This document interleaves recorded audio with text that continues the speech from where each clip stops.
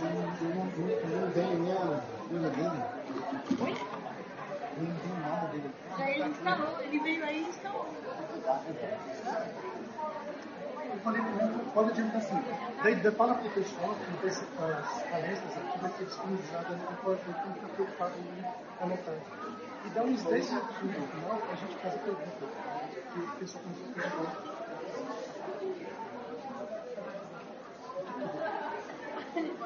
Então, daí, dentro do texto... Dentro do texto, como a gente vai começar agora sendo meio-dia 13, adiantado 7 minutos. Adiantado, daí dentro do tempo já faz a pergunta. E as palestras vão ser disponibilizadas. Agora a cópia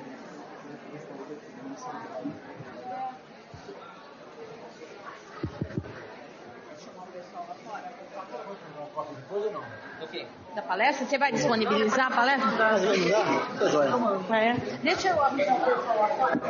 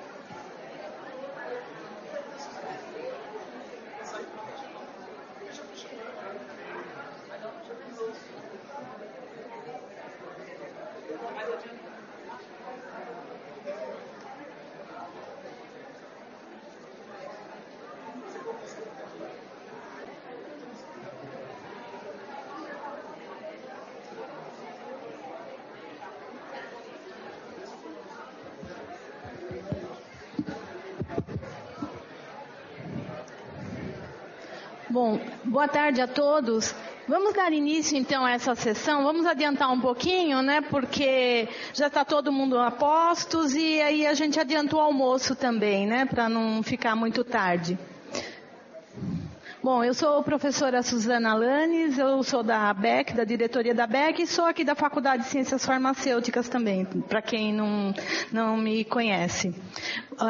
O palestrante desse segundo período da manhã é o Dr. Edson Damasio, doutor em Ciência da Informação pela UFRJ, bibliotecário do Departamento de Matemática da Universidade Estadual de Maringá, possui graduação em Biblioteconomia pela Universidade Estadual de Londrina, mestrado em Biblioteconomia e Ciência da Informação pela PUC de Campinas, palestrante nas áreas de editoração científica, visibilidade de produção científica, critérios de qualidade de periódicos em eventos nacionais e internacionais, palestrante no Global Publisher Panel da Crossref, de Royal Society of London, tem experiência na área de ciência da informação em temas, revistas científicas, aumento da qualidade e visibilidade, bases de dados bibliográficos, informação em saúde, comunicação científica, sistema de editoração eletrônico SER, Open Journal Systems e serviço de Crossref.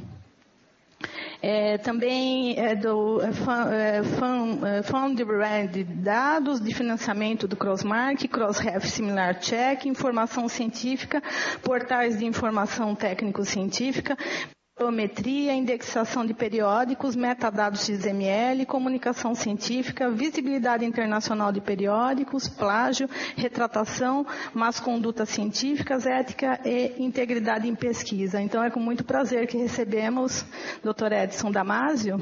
Obrigada pela presença. E aproveito para informar que as palestras vão estar disponíveis no site da ABEC, tá? Muito obrigada. Bom dia a todos. Gostaria de agradecer o convite da ABEC para estar participando desse curso de editoração científica. E é bom, assim, estar conversando diretamente com editores, com pesquisadores, pessoas específicas dessa área. Na ABEC, como palestrante, já faz em torno de uns 8 a 10 anos que a gente já trabalha, a ABEC convida e vamos construindo assim, algumas demandas, né? E nessa questão, que me foi solicitado, em 2009, assim, foi feita a primeira apresentação sobre o DOI na ABEC. Foi eu e a Sueli de Brito. Então, a gente está sempre, assim, nessa questão de discutir o que os serviços, não só o DOI, mas o que os serviços do CROSREF poderia estar trazendo para a melhoria da nossa publicação científica brasileira. Tá? O que nós temos hoje, o Milton apresentou hoje de manhã, então foi um convênio. Esse convênio foi difícil, tá? Foi muito difícil esse convênio, levou 3 anos para ficar pronto, que culminou agora, né, muito bem com a ABEC, né, nos representando. Inclusive tem até o Roberto, né, com a pessoa específica do CROSREF para estar atendendo essas demandas do CROSREF aqui na ABEC. E eu, no meio de tudo isso aí do CROSREF, eu sou um pesquisador de serviços CROSREF e sou um palestrante do CROSREF sobre serviços CROSREF no Brasil e internacional também. Tá? Então, uma linha de pesquisa minha, então eu trabalho um pouco com isso, escrevo um pouco sobre isso e apresento, e a ABEC me convidou. Então tá, na apresentação aí na programação está escrito Crossmark e Site by Linking. O Crossmark e o Site by Linking são 2 serviços do CROSREF, tá, que vão estar sendo apresentados aqui. O que fazer? Qual que vai ser a dinâmica aqui? Esses 2 serviços, eles são complexos, tá? Um pouco complexos. Então, esses serviços, eu vou fazer... O que vai ser essa apresentação? Vai ser uma introdução para vocês compreenderem os serviços, porque eles são muito pouco utilizados no Brasil. Então, o que acontece? No Brasil, hoje, nós praticamente resolvemos o problema dos DOIs. Entre aspas, ainda tem problemas ainda dos DOIs, né?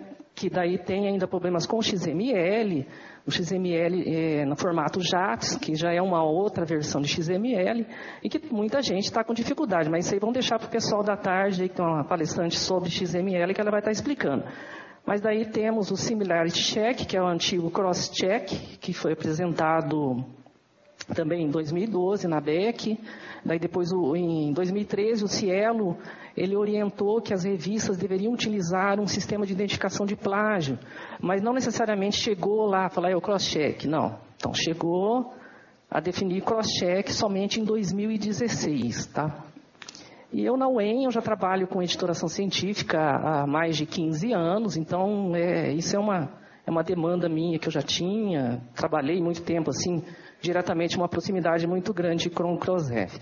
E estou aí, tá bom, gente? Então, sou pesquisador em ciência da informação, comunicação científica e editoração. Então, é a minha praia. Então, vamos começar. Gerenciamento de erratas e retratações? Gerenciando.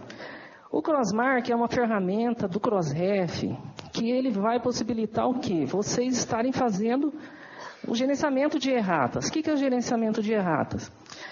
Ele vai estar respondendo uma questão. Mudanças de conteúdos. Os leitores precisam saber de tudo que está acontecendo dentro da publicação.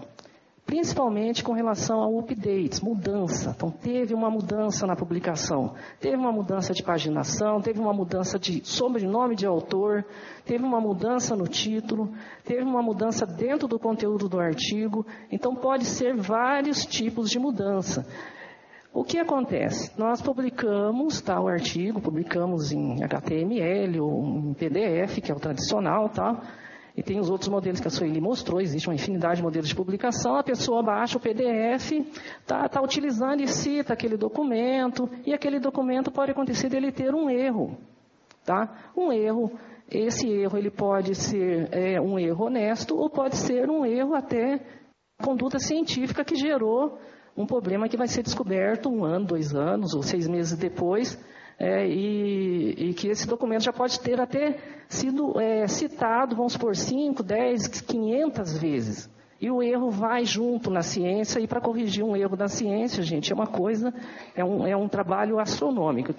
Então, o Crossmark, ele vem a fazer o quê? É uma ferramenta do CROSREF para ele te mostrar algumas alterações que você teve que fazer no seu artigo, tá? Então, toda e qualquer mudança, gente, vocês têm que comunicar isso dentro da tua revista, tá? Revista eletrônica também, tá? Então, mais ainda, porque tem um recurso eletrônico, vocês têm que mostrar. Então, por uma demanda, né, de necessidade dos editores internacionais, né, o CrossRef ele centraliza mais de 500 editores internacionais, então eles foram desenvolvendo esse trabalho, tá? Esse serviço. E responde ao quê? Os editores precisavam de uma maneira fácil de comunicar as mudanças aos leitores, e o CrossRef, então ele começou em 2012 o lançamento do piloto do Crossmark. Então o que seria o Crossmark? O Crossmark ele revela o status do conteúdo de um item, mostrando correções, atualizações, até as retratações, tá? E outros metadados úteis, como dados de financiamento, as licenças de publicação. O Crossmark ele faz tudo isso. E através do quê? De um botão padrão, tá? Que vai na publicação, é uma marquinha, clica-se nesse botão e ele vai abrir o quê? Uma pop-up, tá? É uma pop-up, o Crossmark é uma pop-up. Uma pop-up em HTML ou uma pop-up com um vínculo a PDF, tá bom? Não é nada mais do que isso, tá? Quais são os fundamentos do Crossmark? Seria o quê? É um botão embutido para HTML e PDF, que quando clicado mostra ao pesquisador informações de publicação do editor que ele escolher incluir, tá? Mas tem alguns padrões do que você tem que mostrar.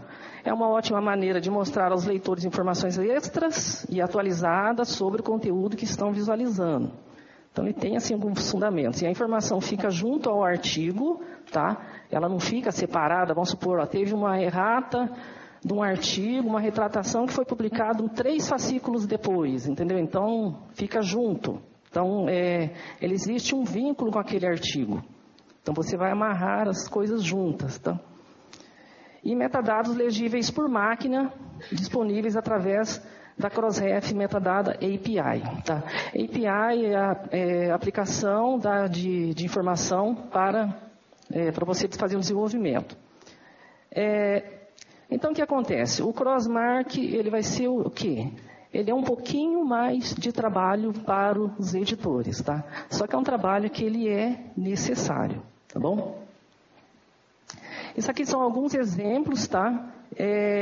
De um aviso de correção e um artigo desse editor, para vocês terem uma ideia. O que fez a BMC Neurology? Ele pôs aqui, ó, a Correction of the Article foi publicado no número 2011-1145, tá? Então, a pessoa acessou esse artigo, daí ele deixou essa observação aqui, que existe uma correção desse artigo. Esse artigo tem um erro, tá? Então, ele não pode ser utilizado. Tem que ser utilizado a correção, tá bom? Então, essas informações, os editores faziam essas informações conforme cada revista lhe convier. Não existe um padrão. O Crossmark ele vai ser o quê? Ele vai ser um padrão, tá bom? Esse é outro exemplo, tá?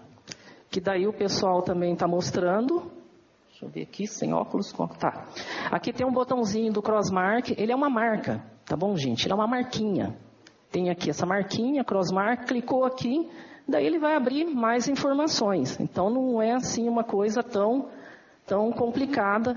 Nesse caso, a revista em HTML, tá? É a página HTML dela, então vai ter que ser inserido isso aqui, tá bom?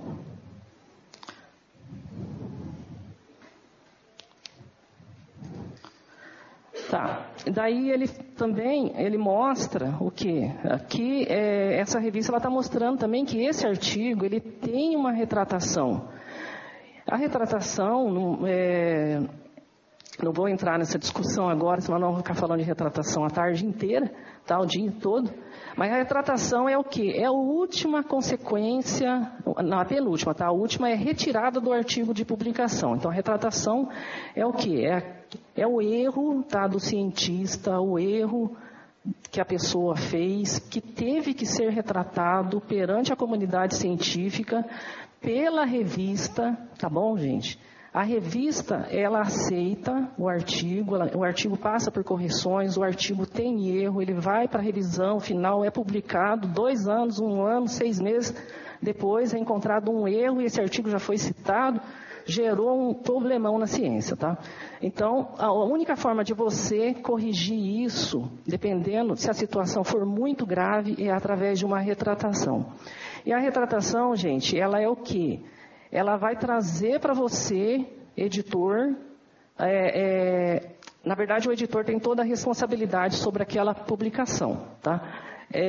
Mas ele vai trazer para o editor uma forma de você estar mostrando quem errou. O editor ele tem que retratar, ele tem que mostrar, tá? Falar, esse artigo teve um erro tal, e está sendo avaliado por um comitê da instituição tal, pela agência de fomento tal, e o autor chega ao ponto de ser punido. No exterior tem casos lá de pessoas que foram presas, mas tudo bem, tá? Acontece de tudo. Mas erros na ciência, de má conduta mesmo. A pessoa fez errado, tá? Fez questão de fabricar dados, falsificar dados. Então, o que acontece? Má conduta, eu sou pesquisador de má conduta. Nós conhecemos muito plágio, mas só para vocês terem uma ideia, tem mais de 22 tipos de má conduta diferentes na ciência. Entendeu? Então, e os principais é falsificação, fabricação e plágio. E o plágio, gente, já é identificável. Tá, porque tem um sistema de identificação de plágio, ajuda muito. Tá, agora, a falsificação de dados, fabricação de dados, manipulação de imagens, isso aí é muito difícil de identificar. Tá? Então, que gera o quê? No futuro, uma retratação. Então, a retratação, ela é o carimbo de que aquele artigo, tá, teve problema, de que aqueles autores fizeram coisa errada, tá, e eles foram retratados. Mas eu não vou entrar... Mas é uma forma da revista se mostrar. A revista ela tem que mostrar o que aconteceu. Por quê? Porque tem leitores, tá? Os leitores têm que saber o que aconteceu com essa publicação. Isso aqui é o Crossmark, tá? Isso aqui é numa versão até mais nova, que ele mostra o que foi retratado. Ó. Essa retratação foi publicada em 2015. Clique para ver o arquivo retratação, tá?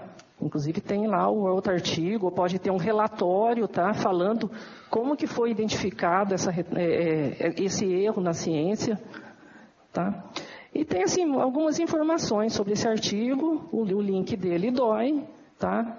E a política de publicação dessa revista, tá bom? Olha, gente, então tem, assim, o Crossmark, ele te dá algumas possibilidades, tá bom?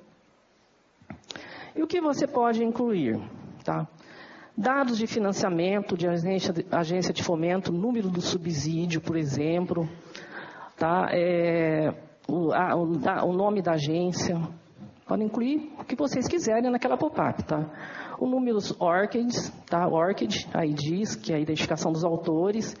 Informação de licença da revista, se a revista ela publica com licença Creative Commons, se é BY, se é Creative Commons de outra forma, se a licença dessa revista ela é somente para assinantes, só é vendida, entendeu? Então, assim, ele te dá essa opção de você colocar as informações de licença da revista. Então, o Crossmark, ele é um pedacinho, é um bracinho que sai do artigo. Tá bom, gente? É uma pop-up que ele tem, assim, algumas informações importantes lá, tá? Que muitas vezes polui na página da revista. Informação de ensaios clínicos também estão sendo incorporados à nova versão do Crossmark. O Crossmark ele é desde 2012, tá bom, gente? Nós estamos em 2017, faz 5 anos que ele foi lançado. Então, eles já fizeram uma incorporação. Então, tem a possibilidade de informação de ensaios clínicos, em que fase do ensaio clínico que está, o número dele. Outras informações que o editor achar assim, suficiente, tá? Então, vamos supor que ele queira colocar mais alguma informação, algum agradecimento, sei lá, alguma coisa. Mas tem que ser assim, bem sucinto, porque é uma pop-up que vai abrir com informações adicionais. Alguns números, tá bom, gente? Mais de 400 editores estão depositando depositando metadados crossmark. Por que eu falo depositando metadados crossmark? Porque o crossmark, gente, ele é uma extensão do metadado em XML, é um pedacinho ali e mais um HTML que vocês vão ter que fazer. Tá bom, gente? Mas é simples, tá bom? E para mais de 4 milhões de DOIs. Então já existe 4 milhões de DOIs que tem crossmark. Isso no mundo, tá? E cerca de 1% são de quê? De atualizações.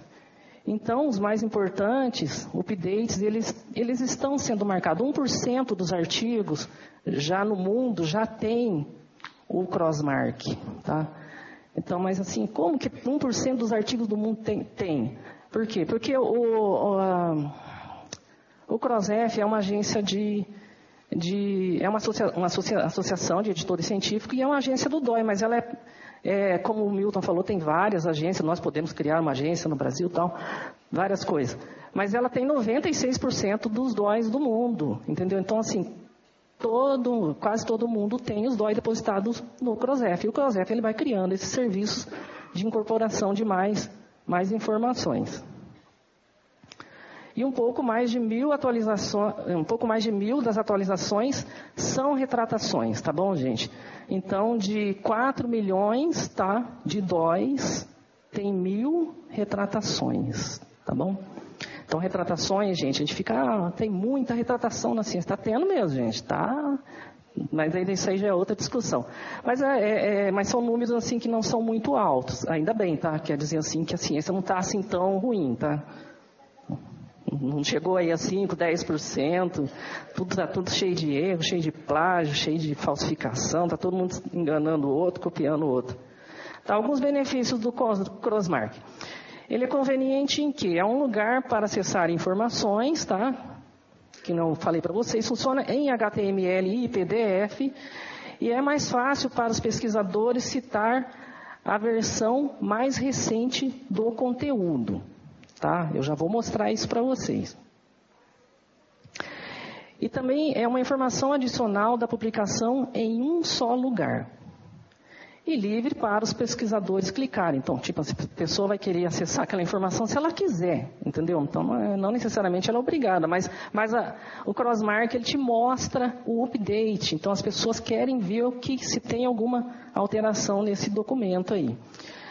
E também possibilitam a maior disseminação dos seus metadados, tá bom? Então, ele metadados incorporados, o crossmark, ele é o DOI, é mais metadados ainda que vão para outros sistemas, tá? Que nem a menina que apresentou da Clivalente, tá? Que eles têm dados do FundRef. FundRef é uma base, é um pedaço do CrossRef, que é dados de agência de financiamento. Então as coisas conversam, gente. Os metadados em XML, eles conversam, tá bom, gente? A gente não vê, mas eles conversam, tá? Então tá bom.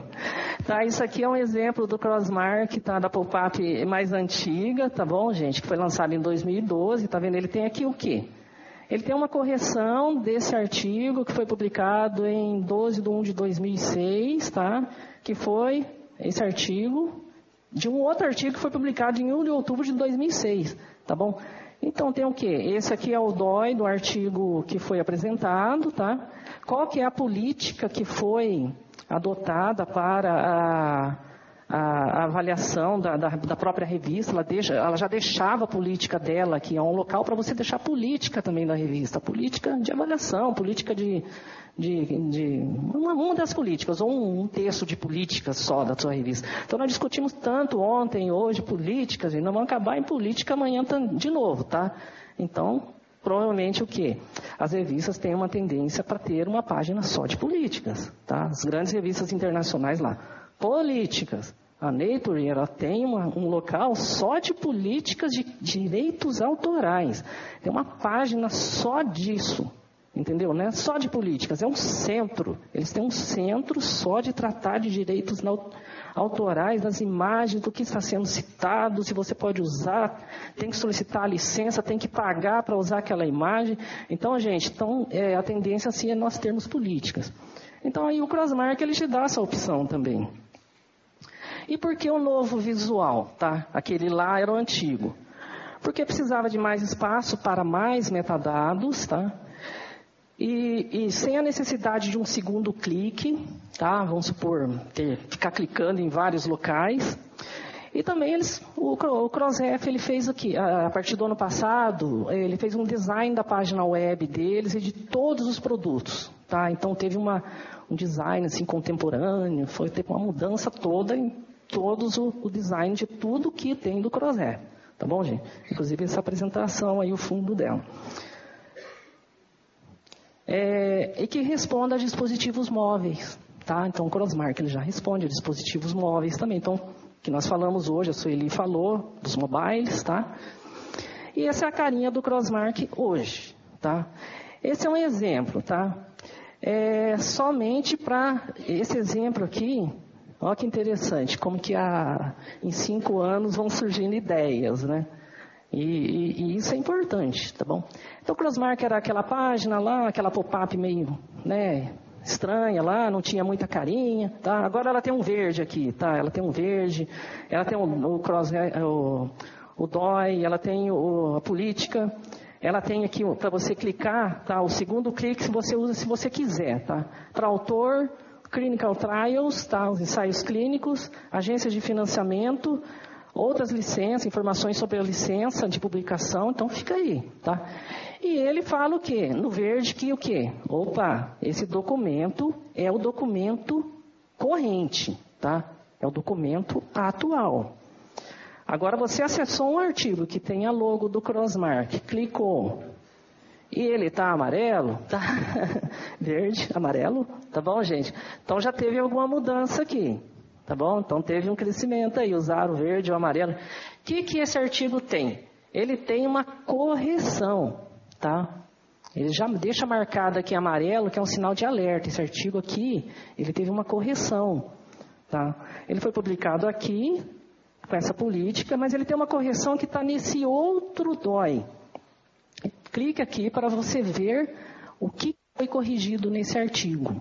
Quantos artigos a gente identifica que tem assim erro de estatísticos, erros na análise dos dados, a pessoa somou a tabela e não somou a quantidade de porcentagem, as coisas estão passando de 100%, falou, tem alguma coisa errada aí, gente. Então é erro honesto. Também, muitas vezes é erro honesto. A pessoa errou, passou pela revisão por pares, passou pelo editor, passou por todo mundo, ninguém viu. Uma pessoa vai achar um erro na hora que ele foi reutilizar aquela pesquisa para republicar ela, ou duplicar essa pesquisa, reprodução dessa nova pesquisa em outro local. Tá?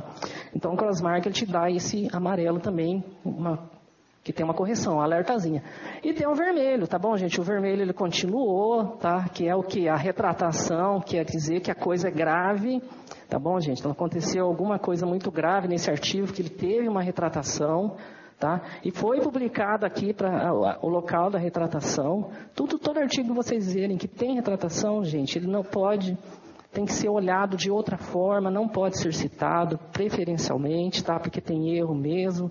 E eles retratam aquilo que foi investigado e foi definido que teve um erro de má conduta científica, tá bom, gente? Então a retratação está aqui, tá vendo? Tem as outras informações. Então o Crossmark ele responde um pouco a isso, tá? Isso aqui, no caso, ele está mostrando informações de dados de financiamento, tá bom? Aquela abinha aqui, ó. Tem o nome da agência, tá? O número. Qual que é uma chave importante aí do Crossmark? Ele é crucial saber que algo que você cita foi atualizado, corrigido e retratado. O Crossmark ajuda as editoras a fornecer essa garantia. Na verdade, ela é uma marca de garantia de que aquele artigo tem uma atualização e que você pode citá-lo com confiança. Olha que interessante, eles chegaram e falaram, olha, esse artigo tem uma logo da Crossmark, então essa logo da Crossmark ele funciona como uma logo de qualidade da publicação. Tá? Como começar? Esse aqui é a pedra no sapato de todo mundo, tá bom? Primeiro você tem que inscrever-se, tá? Nesse serviço. Ele é um serviço para associados do Crossref. A maioria aqui são associados, via ABEC ou não. Você tem que criar uma página com a política do Crossmark. e depositar o identificador. Depois eu vou mostrar para vocês. Depois vocês têm que fazer o quê? Vocês têm que depositar os metadados do Crossmark, tá bom, gente? Todos os artigos podem ter o Crossmark, ou devem ter essa logo, que é uma logo, que nem eu falei para vocês, é uma marca de confiabilidade, tá? Tem que registrar o DOI nos metadados de sua página de destino em HTML. Então, vocês não têm que registrar um novo DOI, não, tá bom, gente? Então, dentro da página de destino em HTML da pop-up, vocês têm que colocar o DOI, tá? Mostrar o link da logotipo do Crossmark numa outra página HTML. Na verdade, gente, é uma pop-up, tá bom, gente? Não tem muita complicação, não. E manter atualizado o conteúdo dentro do Crossmark, tá? Como que você faz a implementação do Crossmark no HTML? Você faz ele no cabeçalho, tá? Dos metadados em HTML, vocês vão utilizar isso aqui. Não precisa tirar foto, gente. Isso aqui vai ser tudo disponibilizado para vocês. Daí adicione esse trecho aqui que ele vai pegar o quê? A marquinha. Então é HTML, tá bom, gente? E também tem no PDF, tá? Adicione os links aqui no PDF, DOI, artigo, adicione o logotipo do Crossmark. E diferentes links estão aqui, a ferramenta de marcação em PDF. Tudo é disponibilizado dentro da página do CrossF, gente. O CrossF ele tem muita documentação lá, tá?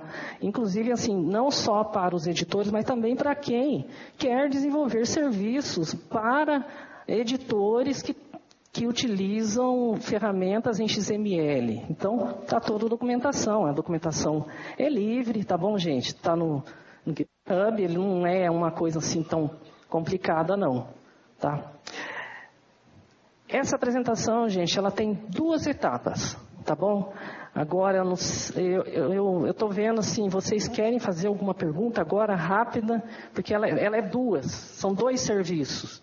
Um é o Crossmark e o outro é o Site by Link. Acho que eu vou apresentar. Fala, Luciano, sabia que você ia perguntar. Acho que não. Eu não tenho certeza. Eu não cheguei a ver se tinha revista brasileira usando. É o Luciano. Ah, tá. Então a Ana Marlene falou que ela está tentando aqui também na revista dela. É uma questão de implementação. Mas tem o Roberto, né, que é a pessoa que foi contratada pela BEC, que ele pode assim dar uma orientação melhor assim para vocês. Mas tem toda a documentação, tá bom? Não, já vou para outra, gente, senão eu não consigo apresentar a outra para vocês. Então, é rapidinho. Porque são 2 serviços, e são 2 serviços que têm uma demanda muito grande, tá? Peraí. Não é essa. Abriu mesmo.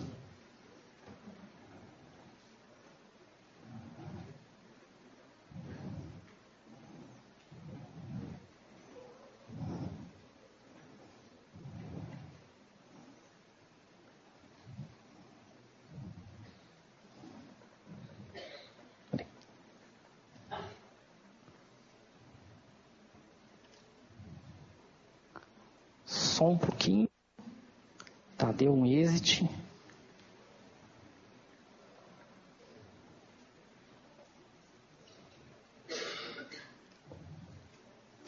Então tá. Cited by Link. O que é Cited by Link, gente? É um outro serviço do CrossF que ele vai fazer o quê? É uma coisa, ele é muito interessante esse serviço. Ele vai mostrar quem está citando a tua revista, o teu artigo, diretamente na tua página online, tá bom? Para quem publica em revistas internacionais, então é um serviço assim que ele já é utilizado por grandes editores, ou até nas próprias bases de dados, que mostra lá quem está citando o teu artigo. É uma coisa assim, é um serviço muito de base de dados. Ele não é disponibilizado muitas vezes assim para revistas, tá? Mas os grandes editores internacionais, os grandes publishers, eles já usam essas ferramentas de citação E algumas revistas também nacionais, elas procuram identificar e deixar essa informação de quem está citando esse artigo. Isso é importante para dar o quê? Uma qualidade com relação a essa publicação. Então, vamos começar. O que é? Vinculando suas referências é o oposto do Cited by Link, tá bom, gente? O Cited by Link, ele não faz vínculo de referências, ele mostra quem cita vocês, ele não vai unir, tá bom? Então, existe uma inversão aí. E como começa isso, tá? Inicia com a ligação de referências. O que acontece? Hoje o Milton ele falou, de manhã. Membros do CORREF devem adicionar links de DOI do CROSREF para suas referências, tá? E isso é obrigatório desde 2011, para vocês terem uma ideia. Então, nós estamos há 6 anos que quem é associado do CROSREF é obrigatório você ter o link nas tuas referências. Tá? É obrigatório. Todas as revistas têm que pôr o link nas referências. No contrato está escrito, tá? Nas diretrizes do CROSREF está escrito, tem que ter link nas referências. Então, aqui o Cited by Link ele vai fazer o quê? Então, ele visa mostrar essa união, tá? Entre o publisher A, a revista B, A, B e C. Então, quanto mais você vai disponibilizando, e essas referências elas podem estar disponibilizadas em editores diferentes, tá bom, gente? Em bases de dados diferentes que vão vincular a outras revistas, outros conteúdos. Então, tudo, se você não tem referências com links, então isso aí tem que ser unido tudo no final. Então, existe uma exigência de referências com link, é uma exigência, sim, já de algum tempo, tá? O que acontece? O Cielo faz isso, algumas revistas também fazem, tá? É difícil fazer isso, para algumas revistas é fácil, para outras não, tá? Tem pessoas que já fazem isso, tem empresas que fazem isso para vocês, tem pessoas que a própria pessoa faz isso, essa lista de referências e fica procurando DOI, entendeu, né? Aqui no caso está mostrando o quê? Uma lista de referência, tá vendo? Para você visualizar o artigo, onde ele está disponibilizado no PubMed e no Scholar, tá? Do Google Scholar. Então, o Google também faz isso, tá? Então, mas são possibilidades diferentes. E o CROSREF, ele também possibilita essa questão das referências. Então, isso é muito importante. O Cited by faz? Ele fornece uma clara visão das publicações que citaram um conteúdo e permite ao editor exibir essas informações em seu site. Tá? Que outras publicações e outras referências estão citando você? Para vocês terem uma ideia, hoje o CROSREF ele consegue visualizar 649 milhões e 60 mil e 998 links de referência, para vocês terem uma ideia. Sabe o que é isso? É muita referência, tá? Então, isso já está na base de dados do CROSREF como link de referência. Então, o que falta é dar start no serviço Cited by para você pegar esse link de referência e trazer para a sua revista, tá bom? Alguns exemplos, tá? Journal of Physics, tá vendo? Ele usa o Cited by, tá? Ele vai estar aqui, com uma paginazinha a mais aqui, em HTML, tá? E vai ter o quê? Aqui, ó, a referência 1, a referência 2, a referência 3, a referência 4, e o link vai estar aqui, ó, CROSREF, pode ser CROSREF, ou pode pôr o DOI, mas como é um link do CROSREF, normalmente o pessoal utiliza CROSREF mesmo, tá bom? Então, isso já é muito comum. Aqui é uma outra revista que usa o Cited by, tá? Citado em, tá? Então, ele tem essa informação, que é a política da revista, que daí depois ele tem também as informações da citação. Tá? Quem que citou a sua revista, aquele artigo, 2 artigos, 3 artigos, e a referência isso que é interessante, você já tem essa visão da referência também. É um serviço que, na verdade, ele é fornecido em base de dados, tá? Isso aí, ele é muito simples, não é? Só que isso é importante trazê-los para as revistas. Isso aqui é uma outra revista, tá?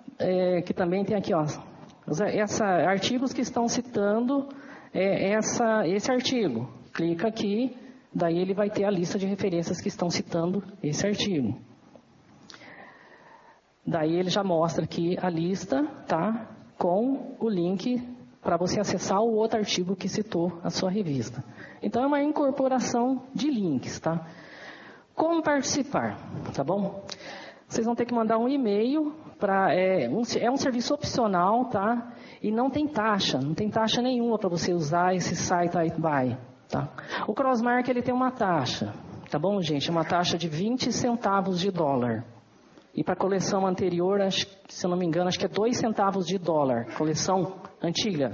A coleção atual é 20 centavos. Mas o site iBuy ele não há taxa. É uma questão assim, de implementação mesmo que o editor tem que fazer. Tá bom, gente? O editor tem que fazer a implementação dentro dessa metodologia aqui. Daí tem que fazer o que depois? O depósito no Crossref da lista de referências com os metadados do artigo, tá? Que nem eu falei para vocês, lista de referência com metadados do artigo já é obrigatório, tá bom? O Milton mostrou hoje de manhã, eu falei para vocês que é obrigatório já há muito tempo, e depois eu vou mostrar para vocês uma outra forma de vocês conseguirem essa lista de referências, tá? Eu vi que teve a demanda, tá? E consultar no Crossref a lista de todos os DOIs que estão citando um documento. Mostrar os resultados do site iBuy no seu website, então tem sempre que mostrar, então tem umas exigências, tá?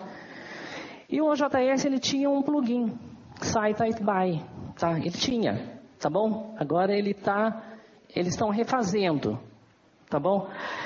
E eles esperam revê-lo para fazê-lo funcionar novamente. Tá? O site iBuy ele tinha um plugin no OJS, mas estava junto com o plugin de referência, então era uma coisa um pouco mais complexa.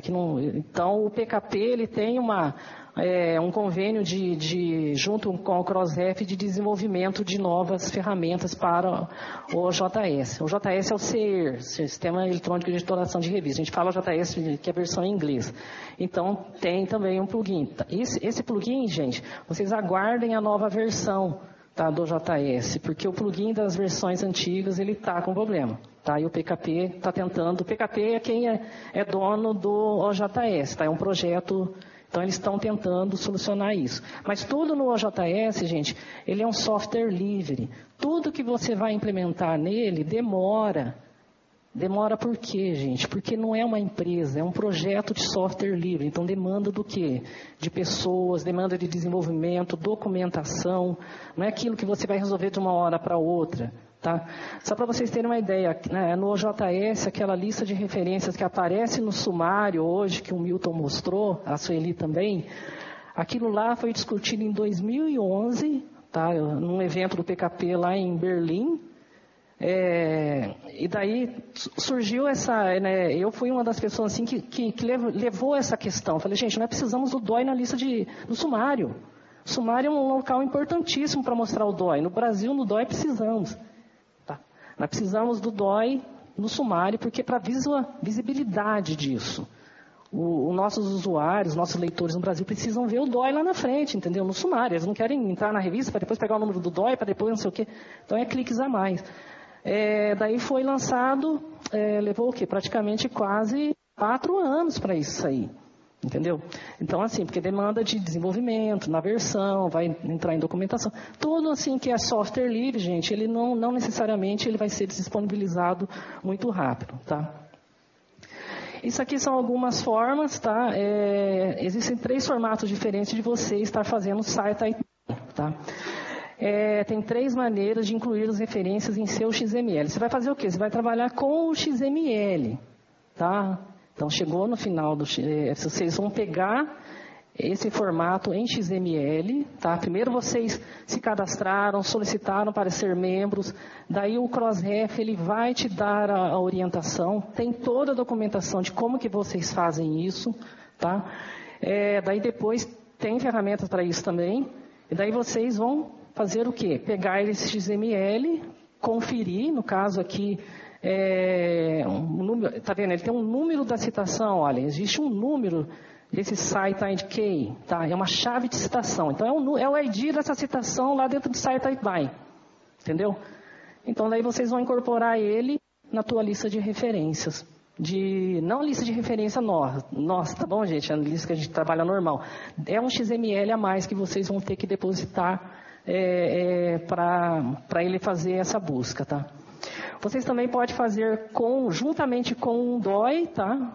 Vocês pegam um DOI específico, tá? E vocês também podem fazer a chave citation key, tá? Você abre ela e fecha, tá? Quer dizer o quê? Que para esse DOI específico, toda vez que tiver uma citação desse DOI, vai ser mostrado para vocês. O CrossRef vai mostrar diretamente. Aí depois vocês implementam diretamente na sua página web, tá? E também vocês podem trabalhar diretamente com uma chave de referência, tá? Vocês abrem ela aqui e fecham. O que a pessoa fez? Abriu, sinal menor, sinal maior, e colou o quê? A referência inteira, tá bom, gente? / citation. Então isso aqui, gente, deixa para o pessoal técnico, o pessoal de TI, tá bom, gente? Para os analistas, aquele pessoal ali, o estagiário lá da informática, aquele que tem aquele gás lá, para eles fazerem isso, tá bom, gente? Isso nós temos que somente saber que existe essa demanda, tá? Nós não temos cérebro para trabalhar diretamente assim com desenvolvimento web, só se a pessoa tiver a formação, tá? Mas não é assim tão complexo, tá? Para eles, tá? É para os normais da informática, tá? E 3 estratégias para recuperar dados do site Itaitibae. Primeiro, periodicamente buscando obter dados recentes e atualizar as suas páginas. Então você sempre tem que... Você vai ser avisado e depois você atualiza. Então tem uma estratégia. Então o site Itaitibae depende do editor, tá bom, gente? Depende de vocês receberem informação e atualizar, tá? Ele vai fazer isso em tempo real, mas em alguns casos, tá? E para cada DOI, obtendo os dados de uma vez. E você também pode ativar um serviço de alertas, tá? O site Itaitibae, ele tem um alerta, ele te avisa. Fala, tua referência tal, da revista tal, recebeu uma citação. Você recebe no teu e-mail um alerta falando que você recebeu uma citação. Então ele tem serviço de alertas também. E obtendo dados quando um usuário pediu para visualizar. Muitas vezes o usuário ele tem alguns dados ali que ele quer visualizar, da citação dele, entendeu? Daí vocês têm essas 3 estratégias. Em todos os casos, você faz solicitações HTTP, tá? Para obter os dados. No número 1 e 2, você deve armazenar esses resultados, tá bom, gente? Então, além de você recuperar esses dados, você tem que armazenar ele num servidor, tá bom, gente? O CrossRef não vai armazenar o site Itaitibae da sua revista. Vocês têm que ter um espaço para você fazer o armazenamento, porque isso aí é um espelho da sua revista, tá? Então, quem vai ter esses dados, o CrossRef ele vai te mostrar, tá? Aí você vai ter que fazer o armazenamento, tá? Obtenha os dados periodicamente. Isso aqui são coisa técnica, tá bom, gente? Então, daí, o DOI seria apenas um prefixo, tá?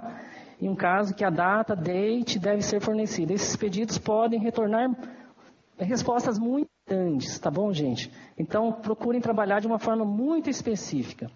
E para quem já tem, você entra nesse link, tá? Depois da permissão, você usa o teu usuário do CrossRef, a sua password. Ah, tá vendo? Essa aqui, o seu prefixo, tá? Tá bom, gente? E a data, por exemplo, falando, eu quero saber somente quem está citando da minha instituição ou da minha revista no dia tal, quais citações que tiveram. Ou também você pode estipular também um tempo aqui, vamos supor. Eu quero saber do ano passado. Tá, eu quero saber do ano passado quem citou minha revista. Daí, o site Itaitibae ele vai responder e vocês armazenam depois e disponibilizam na revista. Tá bom, gente? Então, o site Itaitibae ele é um serviço que ele requer que vocês façam o dever de casa, tá? Porque ele não vai fazer isso sozinho. Para vocês terem uma ideia, os resultados daquela pesquisa lá, o resultado que dá aí, tá bom, gente? É XML, tá? Então, o que acontece? Todos os resultados são em XML. Então, vocês têm que ter um local para vocês armazenarem isso, XML e HTML. Isso aqui também é outro modelo, tá? Que ele resultou assim, de um artigo específico. Isso aqui é uma estratégia de busca, tá? É o pessoal da TI, gente. Passa isso aí, essa apresentação vai estar disponível no site da ABEC. Daí vocês passam, falam, gente, olha, apresentou lá, vamos tentar aqui ver se a gente consegue fazer, tá? Então tem aqui toda a estratégia, isso aqui só para você ter uma ideia, para criar o alerta. Tá bom, gente? O alerta para esse artigo, esse DOI específico, vocês podem criar de vários, tá? Vai descendo aqui uma lista inteira de DOIs, tá? Eu quero saber o alerta e fecha. É só isso, gente, não tem muita complicação, tá? Mas deixa para o pessoal de TI fazer isso, porque é edição de XML, tá? E hoje à tarde tem a menina do XML que ela vai mostrar para vocês que isso tem que ser feito e não é uma coisa muito simples, não. O XML dá um pouquinho de trabalho, tá? Mas não é impossível. Tá vendo? Ó? Isso aqui é uma outra estratégia de busca. Tá. E o que o site vai fazer? Ele vai determinar quem citou o seu conteúdo. Determinar quem citou o seu conteúdo pode ser difícil. O site fornece uma maneira de encontrar facilmente essas citações e exibir os seus resultados. Tá bom? Muito obrigado pelas apresentações. Não sei se vai abrir para perguntas ou não, depende do tempo. Sim. E-mail, manda para o feedback, tá? Crossref, ou manda para o pessoal aqui da ABEC, que tem a pessoa específica para estar respondendo essas questões do Crossref. Muito obrigado, pessoal.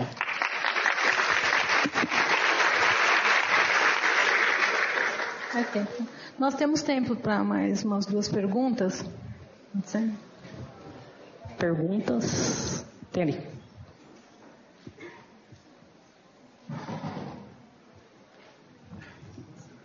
Tá. Beleza. Oi. Ah, peraí, só um pouquinho, Daniel. Dependendo da pergunta, eu tenho que mostrar. Pode falar. Oi. Obrigado pela apresentação. Tá. Eu sou editor de uma revista na Colômbia. Sim. Nós usamos Crossmark. Sim. Eu só tinha dúvida, porque nós tivemos um caso recente que tinha um erro no sobrenome do autor. Nós fizemos as mudanças dentro do site, mas não sabia como fazer para que ficasse o amarelinho da correção. Essa seria uma pergunta. E a outra é se para nossa revista nós usamos o JS, uma versão 2.7 que é mais estável. Se a gente quer contratar o serviço de SiteBuy, é possível agora ou não? Tá, deixa eu responder primeiramente essa primeira. Na apresentação eu falei que o SiteBuy ele tinha um plugin. Esse plugin ele está inoperante. O PKP, que é o proprietário do JS, ele está melhorando esse plugin para ele ficar operante novamente. Então ele não está, do JS não está operando muito bem para estar fazendo o SiteBuy direto. Tá? Seria isso. E outra questão, que é a questão da cor, da mudança do autor dentro do Crossmark, como eu não sou da área técnica, eu sou mais da área de apresentação, eu solicito que você entre em contato com o pessoal de suporte do Crossref, tá?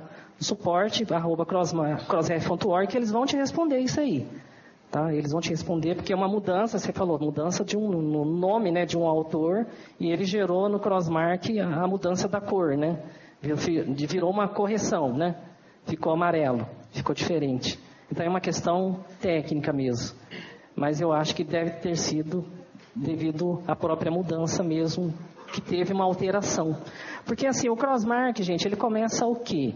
Ele começa, se você for listar todas as possibilidades de correção dentro de um artigo científico, pode ser desde, que nem ele falou, da letra de um nome de um autor, até uma retratação final, entendeu? Então, tudo é mudança.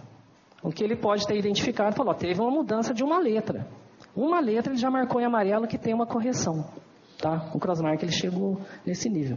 Tá, gente? Essa aqui é a página. 30 segundos, tá? Isso é muito importante, gente. É muito importante, tá? Já mostrei em alguns eventos. É a página de busca do Crossref. O que tem na página de busca do Crossref, gente? Isso aqui é o Google do Crossref. Tá bom, gente? Tudo que vocês pesquisarem aí vai achar, tá? Tem mais uma pergunta aqui, professor. Tá. Tem mais Tudo uma bem. perguntinha. Vai, Luciano. Oi, Edilson, obrigado. Tudo bom. Obrigado pela palestra, super legal. Eu queria aproveitar o gancho para esclarecer que eu acabei de ficar sabendo, nesse minuto mesmo, que o Crossref pretende lançar, anunciou 3 semanas atrás, que alguns meses vão ter uma ferramenta que vai permitir, com o seu login e senha, acessar os registros depositados e editar manualmente através de uma interface gráfica no site deles. Então, essas atualizações do Crossmark, por exemplo, vão ser muito mais fáceis de fazer daqui a alguns meses. Então, acabei de ficar sabendo. E a pergunta que eu ia fazer é se o OJS ou o formulário de depósito lá da Crossref, se ele já permite fazer o depósito incluindo as referências para o Cited by Linking. Eu acabei de responder aqui. Que o plugin, Luciano, ele está com problema, ele não está funcionando. O PKP ele está ajustando isso. Tá? Isso é uma demanda, tem muita gente cobrando isso, que quer usar o Cited by, que é um serviço gratuito e muito importante, e a maioria das publicações são utilizam o JS, principalmente aqui no Brasil, tá? E no mundo também, Estados Unidos. Página de busca do Crossref, gente. Vocês podem buscar autor, agência de financiamento. Vou dar um exemplo aqui, ó, para vocês terem uma ideia. Tem tudo que foi publicado pela FAPESP, para vocês terem uma ideia, tá? Outra questão aqui, ó, link de referências. Link em referências. Vocês colam a lista de referências que ele vai buscar o DOI. Já é uma nova interface, tá? Então isso aqui já está disponibilizado também para vocês carregarem. Não precisa de senha, não precisa de e-mail, não precisa de nada. Tá bom? Muito obrigado. Seria isso. Muito obrigada por sua presença e por sua brilhante palestra.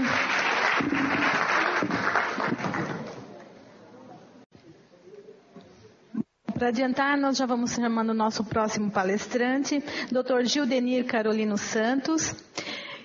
Possui bacharelado em biblioteconomia pela Pontifícia Universidade Católica de Campinas, mestrado e doutorado em educação pela Faculdade de Educação da Unicamp, onde também atuou como diretor técnico de serviços.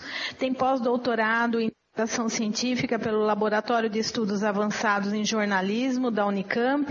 Concluiu também pela Universidade Estadual de Campinas o curso de especialização de desenvolvimento gerencial em instituições públicas. Foi bolsista visitante, atuando junto ao CCN, ISSN e Rede Latindex na coordenação de atendimento à comunidade do Instituto Brasileiro de Informação.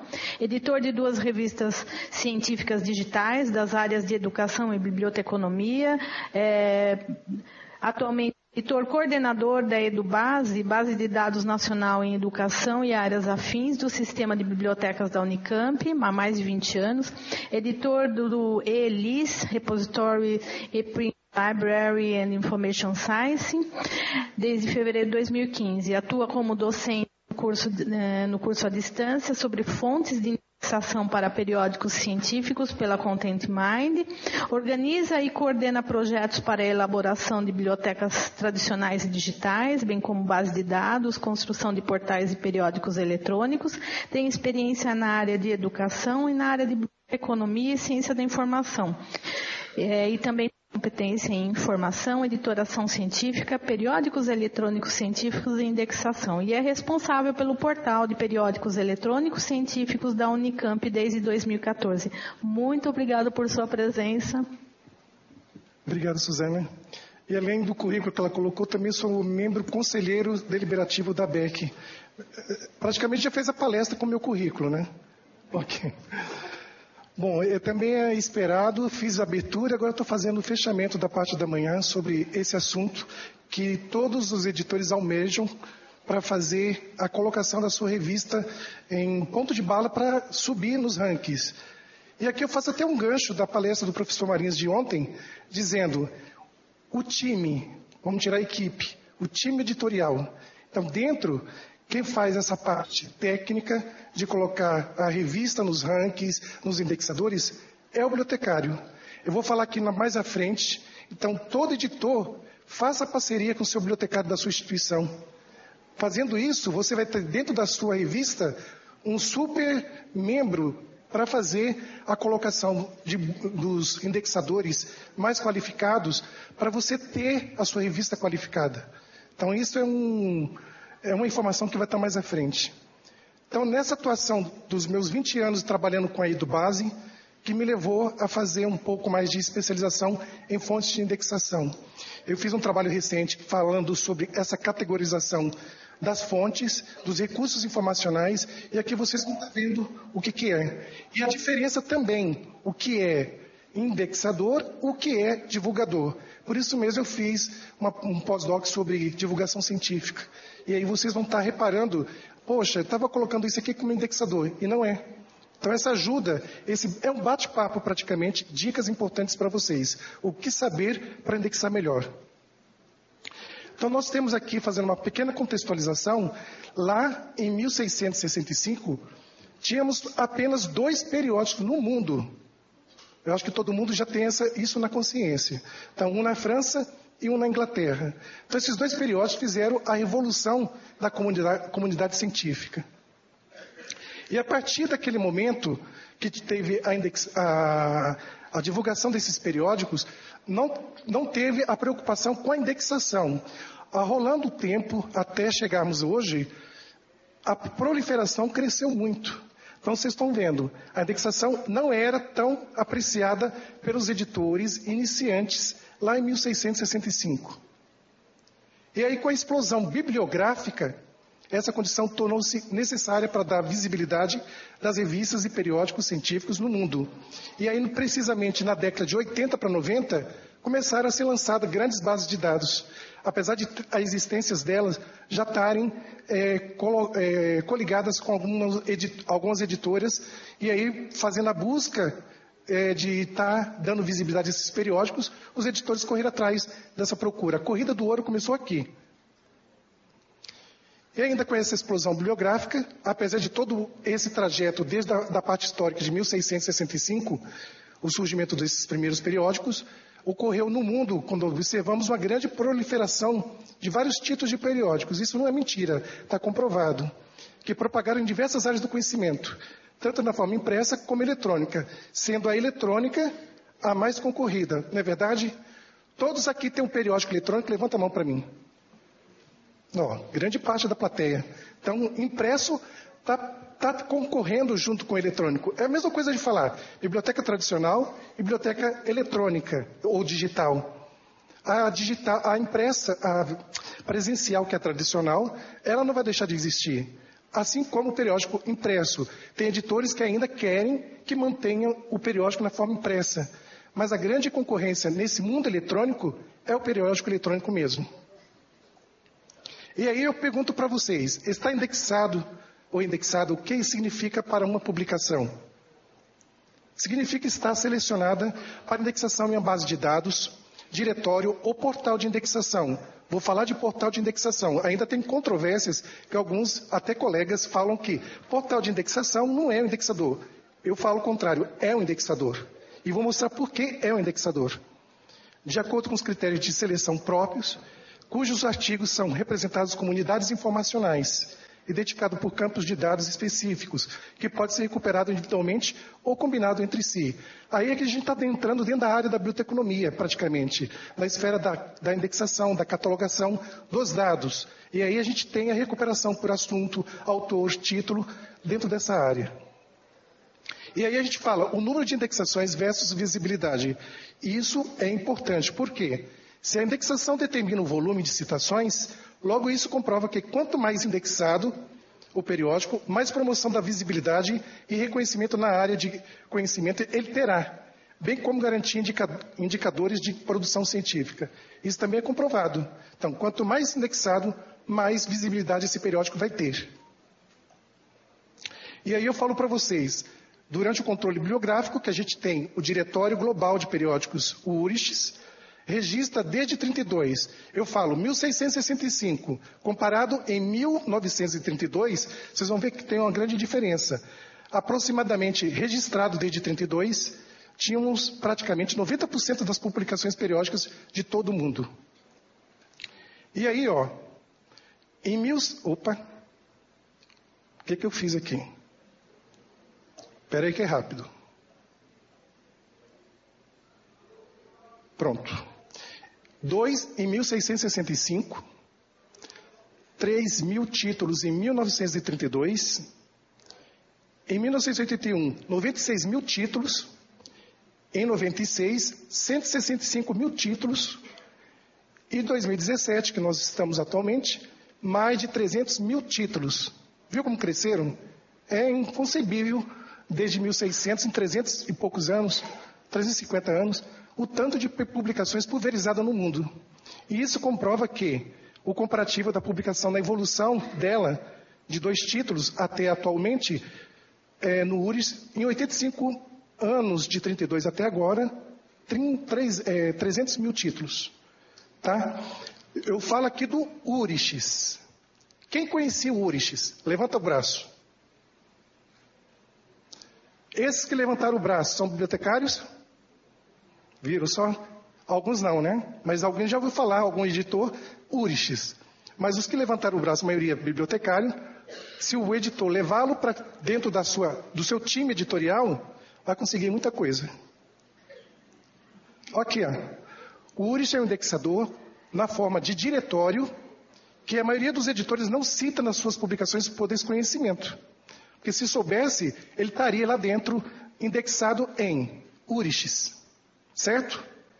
E todo mundo estava procurando. Eu estou procurando um indexador para o meu periódico internacional e não consigo colocar.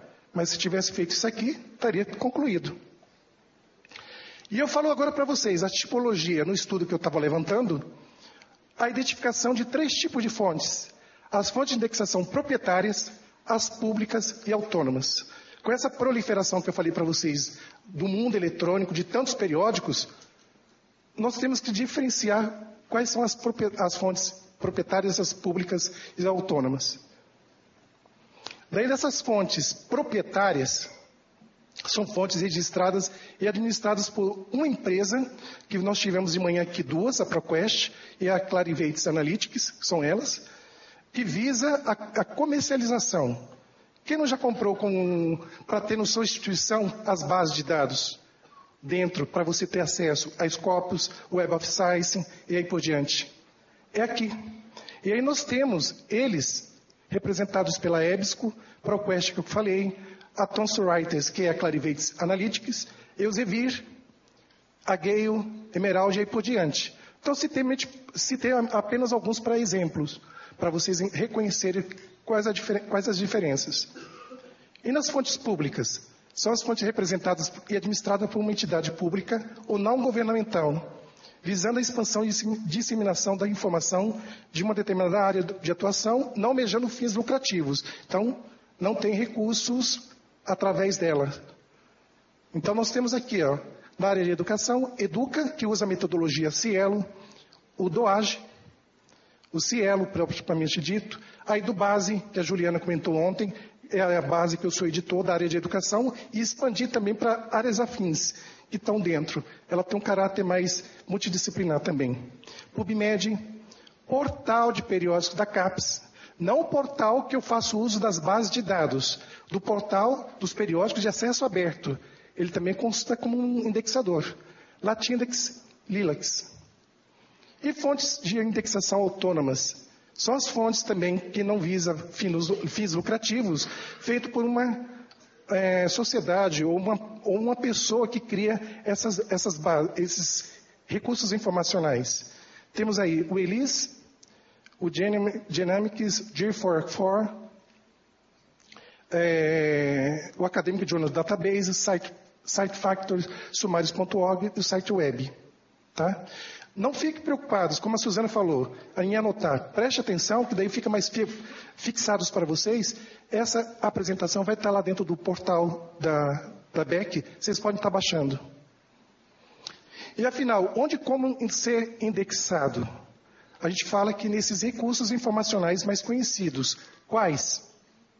Base de dados, diretórios, portais e índices. Então, eu classifiquei esses 4 tipos de recursos informacionais, tá? Quando a gente fala recursos informacionais, é que na nossa área da bioteconomia, a gente usa esses termos, então, termo técnico e reconhecidos. E como podemos fazer isso? Seguindo os critérios pré-estabelecidos por esses recursos. Então, eles vão estar colocando lá quais são os critérios para adotar, para que seja aceito o periódico para entrar em um desses recursos. Cada tipo de recurso vai adotar um critério diferente do outro. Não vai ser praticamente igual, mas tem uns que acrescentam mais, tem uns que acrescentam menos. E tem uns que, somente colocando os dados do periódico, já aceita de imediato. Já vimos isso com os critérios Cielo, que todo mundo almeja, o periódico está redondinho, manda, demora um tempo. Manda para Scopus, 6 a 1 ano para estar sendo avaliado, manda para o Web of Science e aí por diante. Tem esse distanciamento de chegar próximo para ser incluso numa base de dados.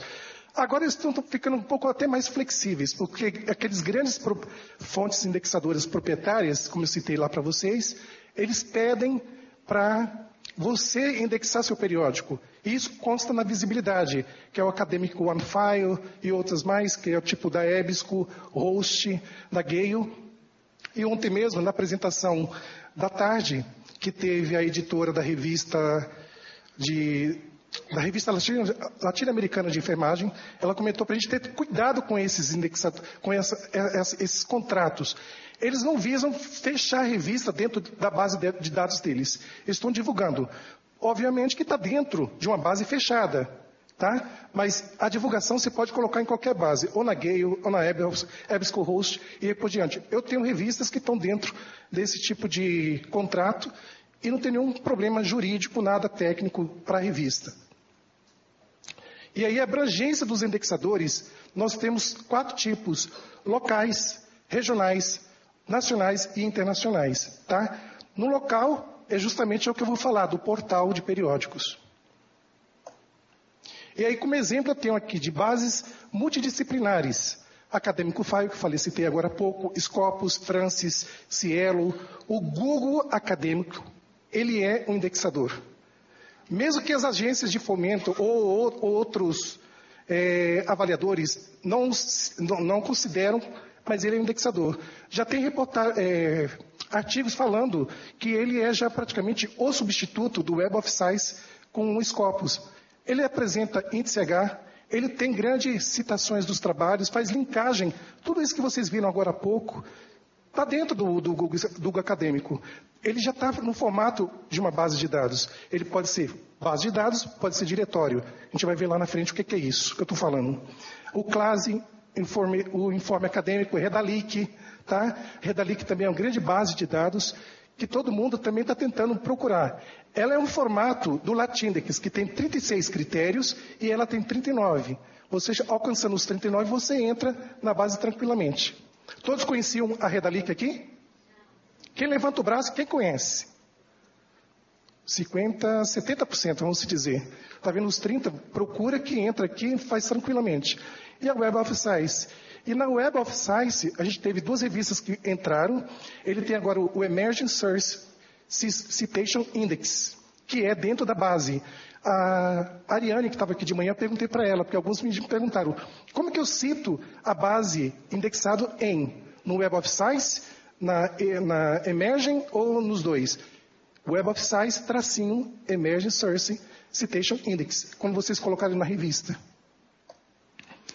Dados especializadas, está aqui, ó, Econlit, Psychoinfo, Eric, a Juliana comentou ontem, Heresi, educação. Eu coloquei algumas de educação que eu conheço mais a área, porque eu faço parte da área da educação praticamente. Então tem algumas que eu já conheço de cor, então já fiz uma ilustração maior da área da educação.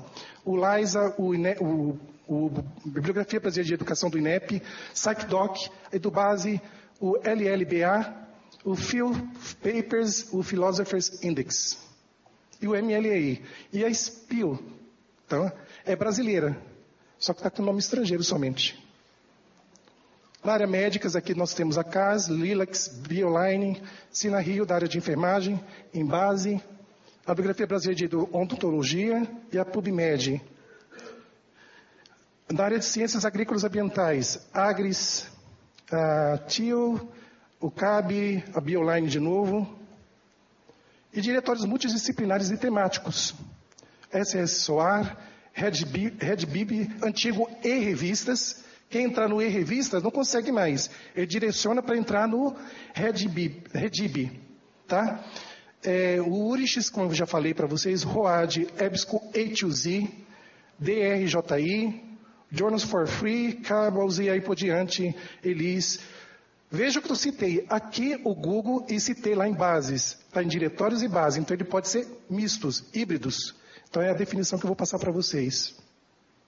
E também citar dentro dos indexadores de vocês, diretórios de políticas editoriais, de Adorim e Sherpa Romeu. Todos estão aqui dentro do Sherpa Romeu? Levanta o braço para mim. Vocês estão perdendo tempo, tá vendo? Pode ir atrás, colocar, é de graça. De Adorim, levante o braço. Também, perdendo tempo. Então, procure o bibliotecário da sua biblioteca e faça ele participar do seu time. Ele vai te ajudar a fazer isso aqui. O Gildenir está aqui para mostrar, tá? Ou procurar através do curso da Sueli, lá tem um curso online, vocês façam. Mas eu só estou para mostrar e vocês vão estar procurando. Portais de indexação. Então, de acesso aberto, olha eles aqui, ó. O PPGEU, de Geografia, Reviodonto, o Ágora, ARD, o portal de revistas do IBICT também pode ser considerado um indexador, o ARI, o PEPSIC, o Base, Livre, periódicos da portal da CAPES, como eu já falei, de acesso aberto, o Elis, Inari e o Rio. Então, são periódicos de portais abertos. E aí temos esse aqui, ó. Quem conhecia o Oasis? Vão procurar lá para vocês verem. A revista de vocês já está lá dentro e vocês não sabiam. Já está indexado. Ele é automático, é um crawler que busca as informações das revistas que estão de acesso aberto e já põe aqui dentro. Então, o Oasis é um portal brasileiro de publicações científicas do IBICT de acesso aberto. E portais de indexação restritos. É essa questão que eu estou falando para vocês. Os restritos são aqueles de domínio exclusivo de uma instituição ou de uma empresa que o administra. A intenção apenas é de indexar publicações editadas da própria instituição ou por meio de uma rede cooperativa específica. Vou mostrar os dois modelos. Do Open Journal System, quem tem configurado no seu servidor o Open Journal System vai ter a revista A, B, C, D, e aí por diante. Quantas revistas vocês quiserem, tá? E aí dentro dessa configuração, vocês vão ter aqui, atrás, aqui. Vão ter metadados, já falamos disso aqui, metadados qualificados, revista qualificada. Vamos ter mecanismo de busca, porque tem um sistema lá dentro, e temos o protocolo OAI, tá? De iniciativa de acesso aberto, que foi feita lá em 2002, de acordo com aquele movimento de acesso aberto que teve em Budapeste. Com isso, eu vou ter um portal normal, mas se eu solicito ao Centro Brasileiro do ISSN, no IBICT, eu consigo registrar o meu portal como com ISSN. Quem sabia disso, levanta o braço para mim, por favor. E o Gildenir, né? Está aqui uma informação. Quem tem portal na sua instituição, vai até ao IBICT e faça isso. Ó. Preencha o formulário. Assim como vocês pediram para o periódico, peça para o portal.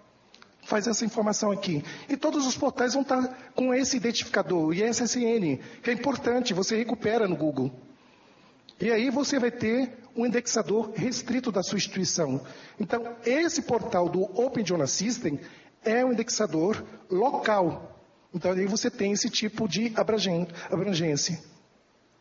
E aí, a Sueli colocando aquela parte multimídia, todo mundo ficou aqui extasiado, querendo ver. Como que eu vou fazer na minha revista?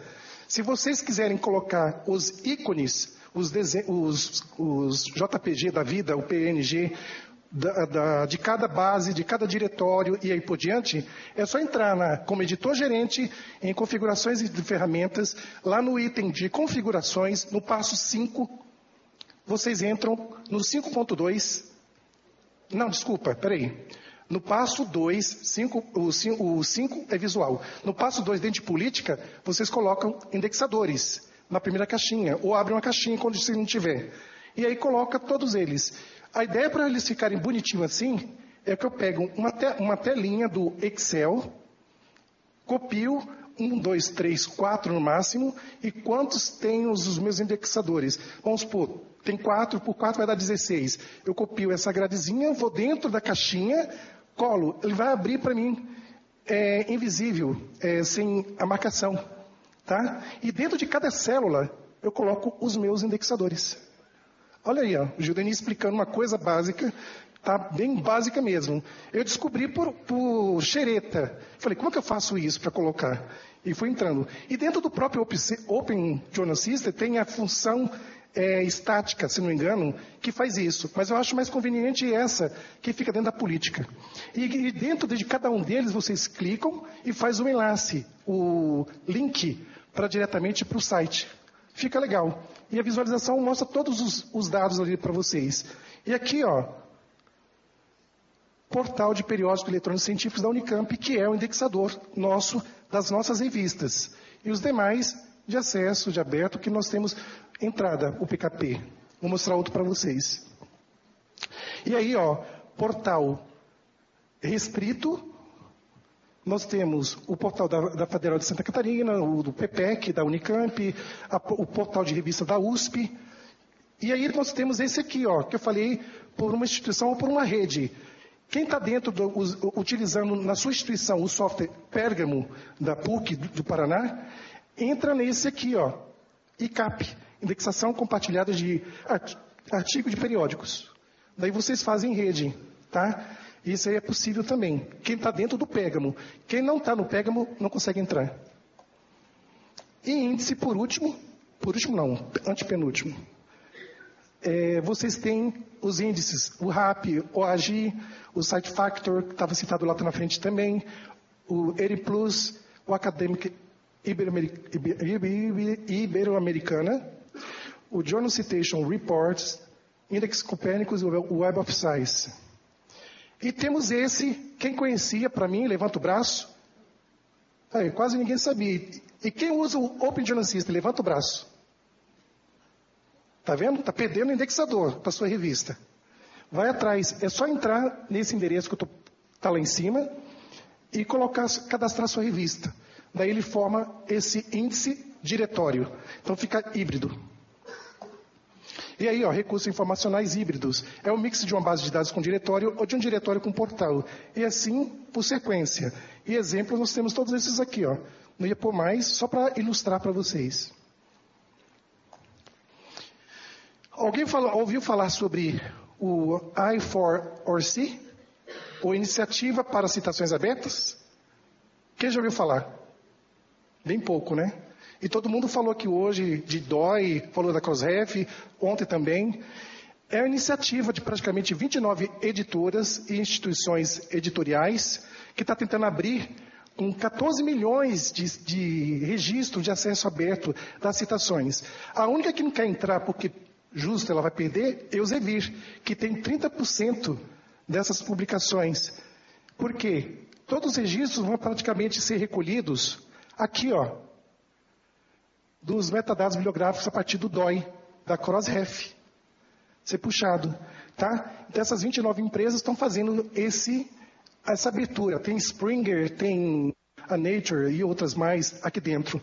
É só vocês entrarem nesse endereço, vai verificar essa informação que eu estou trazendo aqui para vocês. Então uma base de dados bibliográfica que vale a pena também ser citada quando tiver efetivado. E aí eu apresentei todos os indexadores lá atrás. Daqui para frente, o que não é indexador, que são divulgadores. Os indexadores são recursos informacionais estruturados, como eu falei lá atrás, bases de dados, diretórios, portais e índices, para a realização do processo de indexação de uma publicação técnico-científica avaliada por critérios estabelecidos por especialistas gerenciadores dos recursos informacionais. E os divulgadores são fontes específicas de informação para disseminação em canais institucionais apropriados, não tendo o propósito de indexá-las, e sim de registro e divulgação no âmbito técnico-científico da recuperação da informação. E aí eu trago aqui para vocês, que muitos editores de periódicos acreditam que os divulgadores, tais como catálogo de bibliotecas, sistema de avaliação, de classificação de periódicos e bibliotecas digitais virtuais, são indexadores. Na verdade, não são. Apenas auxiliam a visibilidade da publicação. Mesmo que os catálogos bibliográficos possuam uma função parecida com o sistema de indexação, esse suporte informacional é muito distinto e diferenciado de base de dados. Concorda comigo? Que a base de dados tem uma função, o catálogo para recuperação, e é uma forma de uma instituição qualquer. E aí nós temos aqui, quem citar na sua revista, porque isso eu já verifiquei, em algumas que eu levantei nessa pesquisa, é indexado no catálogo acervos da Unicamp, porque a Unicamp recebe a publicação periódica, coloca dentro do catálogo. E aí, como ela está citada lá dentro, ele vai colocar como se fosse indexado, mas não está. No catálogo Dédalus, da USP, catálogo da Biblioteca Nacional, o CCN, que é o catálogo coletivo nacional do IBICT, e o WordCat.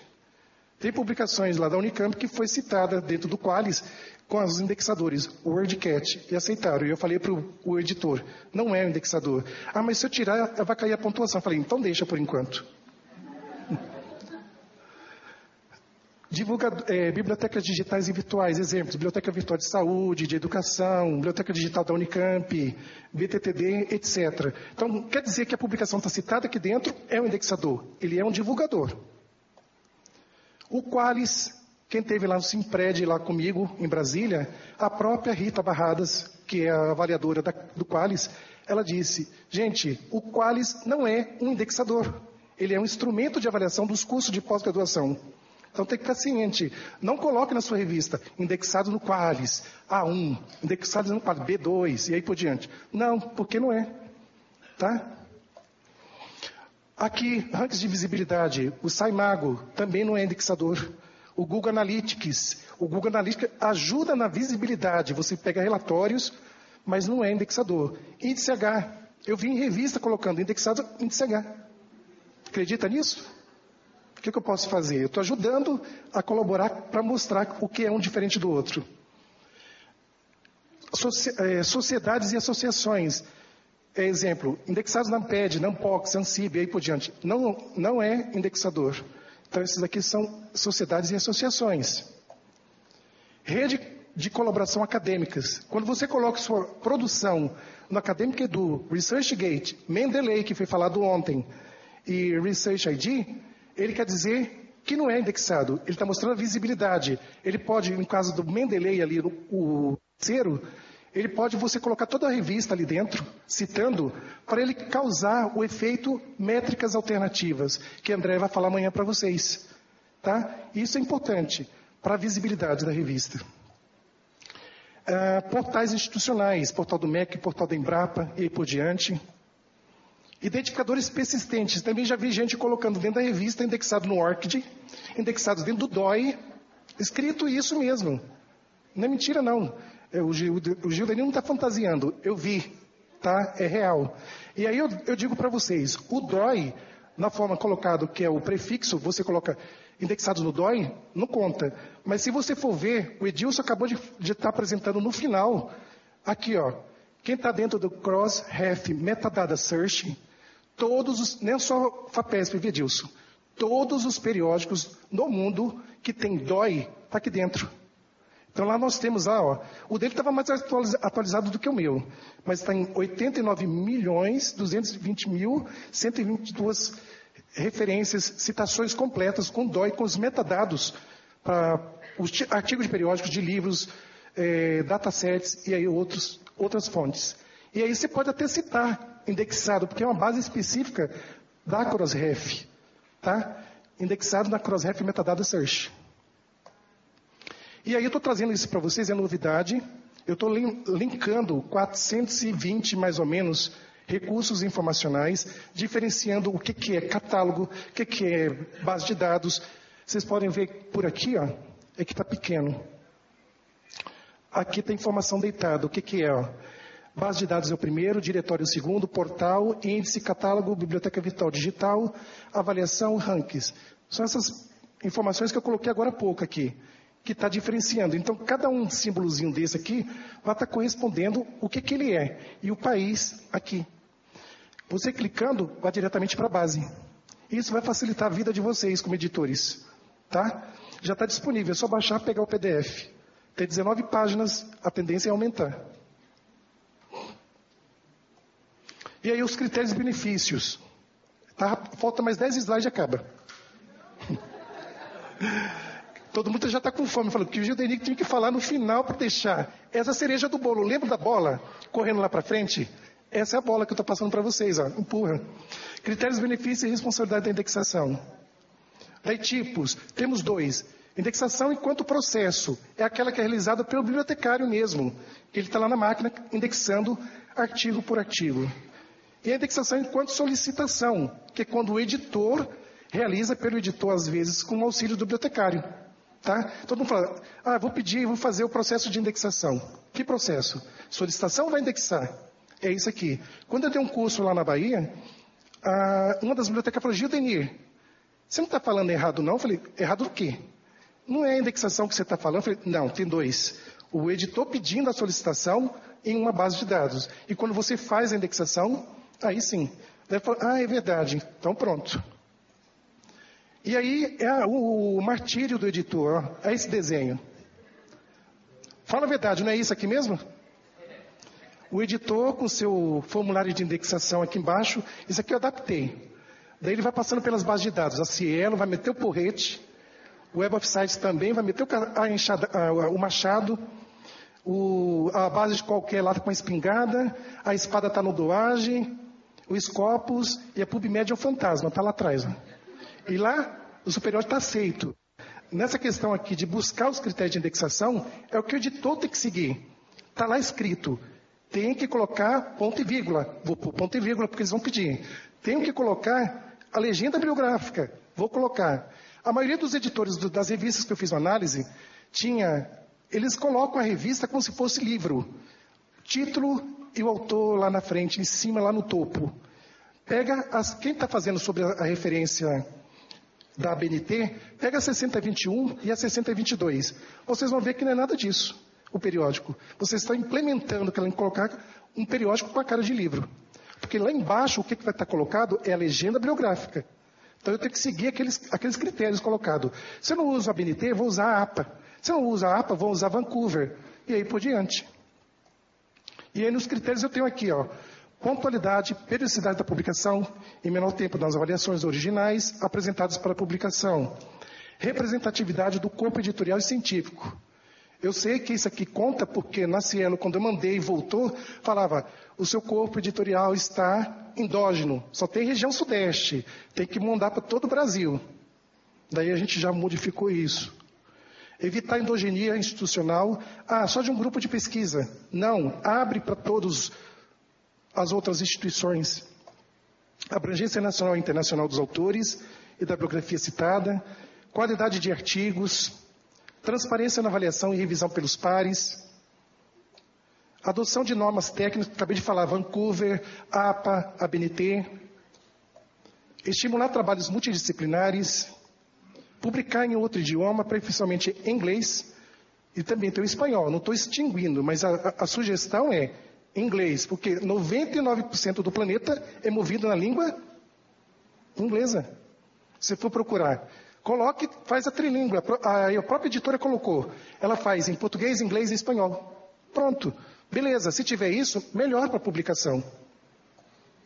Preferência em publicar o que a Sueli colocou, a Head of Print, a publicação avançada, e agora muito mais se colocar na publicação de fluxo contínuo, vai ganhar mais ponto ainda para a revista. O Edilson tem isso na revista lá da UEM. Utilização do sistema de gestão de manuscrito digital. É Scholar? Beleza. É Open Journal System? Melhor ainda. Eu acho que o Open Journal System é bem melhor do que o Scholar, desculpe, quem está usando. Tá? Porque lá atrás, tempos remotos, antes do Scholar, o Cielo usava o Open Journal System. Daí começou a juntar com o Scholar, eles criaram o Thomson, daí agora tem os dois até o editor usar exclusivamente o Scholar One. Não estou fazendo crítica, estou colocando um ponto de vista. Benefícios e vantagens da indexação. Padronizar dados de uma coleção, reunir assuntos semelhantes de uma área, recuperar informação especializada, facilitar o acesso às informações registradas, divulgar a produção científica, manter o usuário permanentemente focado em uma área de interesse. Lógico, ele vai procurar a área de interesse que já está com as suas referências, os seus trabalhos, suas revistas padronizadas e indexadas. Promover a visibilidade nacional e internacional. Agregar valor à publicação é tudo aquilo que a Sueli colocou para vocês. Vai atrás, vou fazer minha revista multimídia, vou implementar, pronto. Já está agregando valor para a publicação. E aí, uma outra grande vantagem é essa aqui, ó, que eu peguei de um autor, que ela cita na dissertação de mestrado. Tá? O periódico deve pleitear a inclusão em bases de dados nacionais e internacionais, de acordo com a área temática que abrange. Quanto maior o número de bases de dados nacionais e internacionais em que figurar, maior será a valorização de qualidade e produtividade de sua difusão indireta. Está aí. Não estou mentindo, está lá dentro de uma dissertação, ela comprovou isso. E aí eu trago esse caráter aqui do que o professor Marins colocou, ó. O bibliotecário é o garimpeiro especializado da informação. Então, o bibliotecário ajudará muito o editor na escolha das fontes para qualificar sua publicação.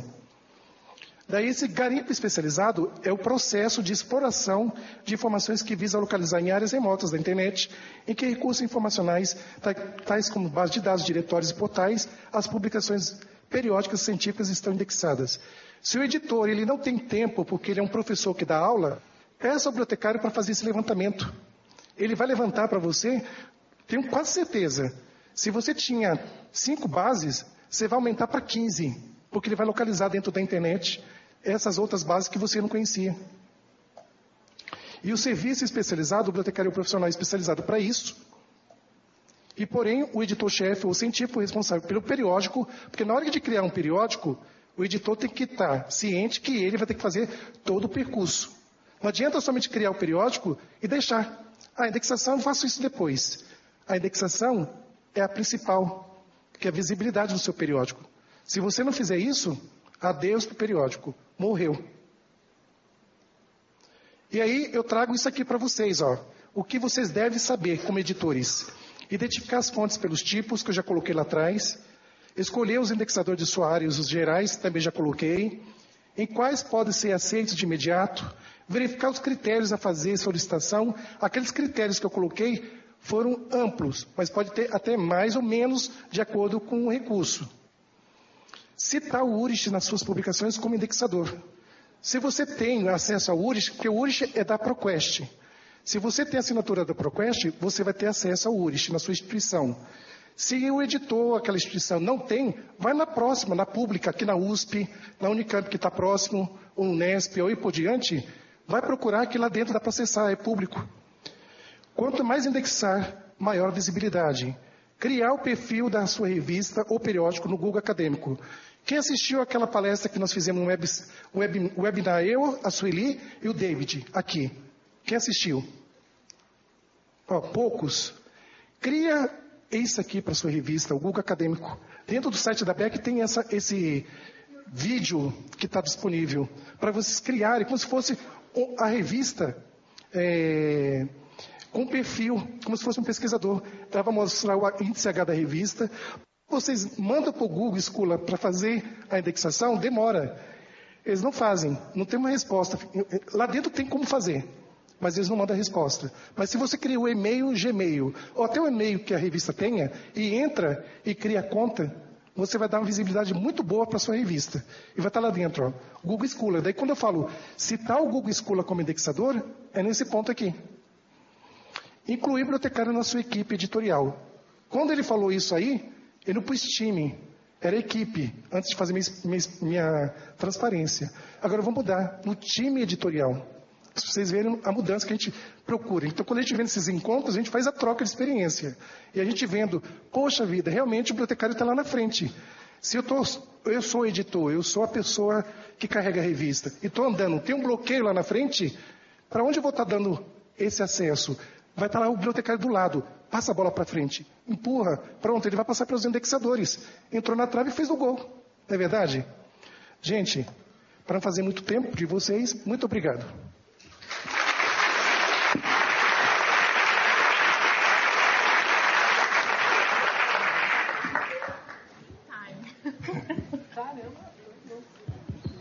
Pessoal, nós temos 5 minutinhos para perguntas. Tem alguém querendo fazer pergunta? Professor Gildenir?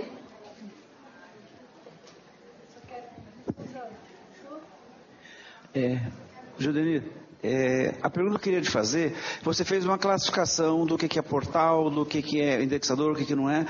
Eu já vi, pelo menos, lendo, umas 4 ou 5 classificações diferentes e me deu a impressão que havia uma disputa política de interesses, o que é e o que não é. E eu fui procurar os bibliotecários e lá na universidade eles não conseguiram me tirar dessa dúvida, né? E não conseguiram ninguém para o meu time, né? E elas também não sabiam muito essa parte da internet, eram mais bibliotecária física, né? Presencial. Então a pergunta que eu queria te fazer é o seguinte: essa classificação, existe uma classificação geral ou isso é um tema de disputa, de briga? Porque uma das coisas era o Google acadêmico, né? Tem gente que não disse que não era indexador, que não era. Em vários lugares eu disse que não é. Você é a primeira pessoa especializada que diz eu achava que era, por causa de todo o algoritmo matemático e tal. Então essa é a dúvida dessa tua lista. Pois é, na literatura existe. Se você fizer busca, Google Acadêmico como base de dados, lá está escrito, tem artigos latino-americanos e ingleses que falam que ele é comparado ao Cielo, ao Web of Science e Scopus. Até tem uma pesquisa comparativa entre eles. Ele é o indexador. Então, se você for ver na visão, eu trago na minha visão biblioteconômica. Pode ser que tenha alguém que conteste. Mas eu estou citando, estou com o pé no chão, como diz o professor Marins, não subir. Estou aqui dizendo, é um indexador, tá? Só uma informação. Aquele vídeo que o Gildenir mencionou, no site da BEC, procure no link YouTube, vocês vão achar o vídeo como indexar no Google Acadêmico. Acho que tem uma pessoa lá. Com certeza. Assim como eu passei ali para vocês, as fontes de indexação são autônomas, tá? São uma pessoa, uma instituição sem fins lucrativos que cria, tá? O Google tem o Google e o Google Acadêmico. Se você fosse ver pedindo a sua publicação no recurso FAPESP, o que você tem que colocar lá dentro? O seu índice H. Você acha que é inviável colocar isso? E tem todas as suas citações. Quando você comprova uma agência de fomento solicitando ele como um indicador de pesquisa para você mencionar no seu pedido, já está comprovando praticamente.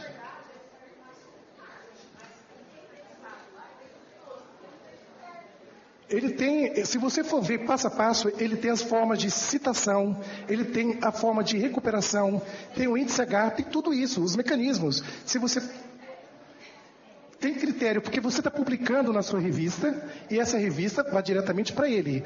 Lógico, você vai estar colocando da sua revista. Então, se você for ver o índice H, quando você cria ali o perfil do Google Acadêmico, você está colocando a sua revista. A sua revista tem critério? Lógico, né? Se você for ver. Então, se está dentro do Google Acadêmico, sua revista tem critério, bastou. Eu contesto. Ele tem um critério básico, ou seja, você tem uma forma. Quando você cria seu link da sua revista, é uma revista. Quando você menciona nele, ele vai buscar as informações na sua revista. Não estou dizendo que vai entrar relatórios, tese, outros tipos de materiais. Mas se você focar na publicação em si, do que você está colocando da sua publicação, ele é um indexador. Estou falando, tem controvérsia. A gente vai ficar discutindo a tarde toda aqui. Mais alguma pergunta? Alguém mais quer se posicionar? Então podemos encerrar? Obrigada, professor Gildenir.